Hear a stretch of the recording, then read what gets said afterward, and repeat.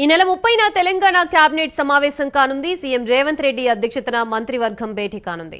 Cabinet భేటీలో పలు కీలక నిర్ణయాలు తీసుకోనున్నారు. ఇందిరమ్మ ఇళ్లు, రైతు భరోసా, కొత్త రేషన్ కార్డులు సహా పలు అంశాలపై మంత్రివర్గం చర్చించనుంది.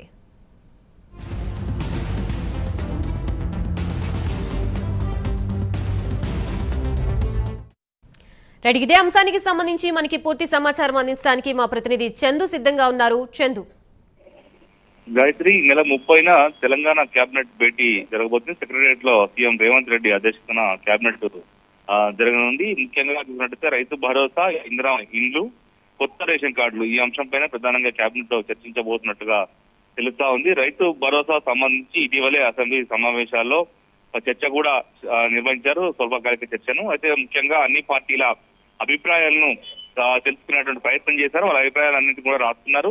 ముఖ్యంగా చూసినట్టయితే రైతు భరోసా సంబంధించి పంట వేసినటువంటి భూములకు మాత్రమే, రైతులకు మాత్రమే రైతు భరోసా ఇవ్వాలని కూడా ప్రభుత్వం భావిస్తున్నట్టుగా తెలుస్తా ఉంది. ఎందుకంటే ఇప్పటికే శాటిలైట్ సర్వే ద్వారా పంటలు ఏమేమి వేశారు, ఎవరెవరు వేశారనే దానిపైన కూడా ఇప్పటికే ప్రభుత్వం అంతా కూడా ఆరా తీసింది. ఈ నేపథ్యంలో పంట అదేవిధంగా ఎన్ని ఎకరాల రైతుల వరకు వేయాలి, ఎందుకంటే గత ప్రభుత్వం 100 ఎకరాలు ఉన్న రైతులకు కూడా రైతు భరోసా వేసింది. అదేవిధంగా కొండలు గుట్టలు ఉన్న వాటికి రైతు భరోసా వేసింది. రియల్ ఎస్టేట్ భూములకు రైతు బంధును వేశారు. కాబట్టి ఈసారి ప్రభుత్వం అలా వేసేది. ఎందుకంటే అట్లా వేయడం వల్ల దాదాపు 20,000 కోట్ల రూపాయలు అపనంగా ప్రభుత్వ సొమ్ము వెళ్ళాయి, వేరే వాళ్ళకి వెళ్ళాయని చెప్పి కూడా ఈ ప్రభుత్వం భావిస్తుంది. ఈ క్రమంలో రైతు భరోసాపై ఒక నిర్ణయం అయితే తీసుకునే అవకాశం కనిపిస్తుంది. ఇంకా సంక్రాంతి తర్వాత రైతు భరోసా ఇవ్వాలని కూడా ప్రభుత్వం భావిస్తున్నట్టుగా తెలుస్తోంది. ముఖ్యంగా 10 ఎకరాల లోపు రైతులకు ఇవ్వాలా, లేకపోతే 7 ఎకరాల రైతులకు వరకు ఇవ్వాలా అనేది మాత్రం ఇంకా కేబినెట్ లో డెసిషన్ అయితే తీసుకోబోతున్నట్టు చేస్తున్నారు. మరోవైపు చూసినట్టయితే ఇందిరమ్మ ఇళ్లకు సంబంధించి విధి విధానాలు కూడా ఖరారు చేయబోతున్నట్టు తెలుస్తుంది. ఎందుకంటే ప్రభుత్వం ఒక్కొక్క నియోజకవర్గానికి 3,500 చొప్పున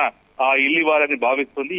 ఒక్కొక్కరికి లబ్ధిదారికి 5 లక్షల రూపాయలు ఇవ్వాలని కూడా భావిస్తా ఉంది. ఈ క్రమంలో ఈ స్కీము తప్పుదారి పట్టకుండా, ఎక్కడ ఎలాంటి పైరవీలకు తావు లేకుండా ఖచ్చితంగా నిజమైన లబ్ధిదారులకే డబుల్ బెడ్రూమ్ ఇల్లు ఇవ్వాలని కూడా ప్రభుత్వం భావిస్తున్న క్రమంలో దీనికి సంబంధించిన విధి విధానాలు కూడా ఈ యొక్క కేబినెట్ సమావేశంలో ఖరారు చేసే అవకాశం కనిపిస్తోంది. మరోవైపు కొత్త రేషన్ కార్డులకు సంబంధించి చాలా మంది చాలా కాలంగా ఎదురు చూస్తా ఉన్నారు. ముఖ్యంగా గత బీఆర్ఎస్ ప్రభుత్వంలో ఎక్కడైతే ఉప ఎన్నికలు జరిగాయో ఆయా ప్రాంతాల్లో మాత్రమే రేషన్ కార్డులు ఇచ్చారు. కానీ చాలా మంది రేషన్ కార్డుల కోసం ఎదురు చూస్తున్నప్పటికీ అప్పుడు ప్రభుత్వం అయితే ఇవ్వలేదు. అయితే ఈ ప్రభుత్వం వచ్చినాక ప్రజాపాలన దరఖాస్తుల కింద కొన్ని దరఖాస్తులు తీసుకున్న క్రమంలో దాదాపు 7 నుంచి 8 లక్షల మంది అప్లికేషన్లు అయితే పెట్టుకున్నారు. కాబట్టి కొత్త రేషన్ కార్డుల ప్రక్రియ కూడా ప్రారంభించాలని ప్రభుత్వం భావిస్తున్న క్రమంలో ఈ కేబినెట్ లో ఈ అంశం పైన కూడా చర్చ జరిగే అవకాశం కనిపిస్తోంది. ఇంకా మరోవైపు మిగతా రాజకీయ అంశాలు కూడా కేబినెట్ లో చర్చకు వచ్చే అవకాశం ఉంది. Gayatri, right, thank you Chandu.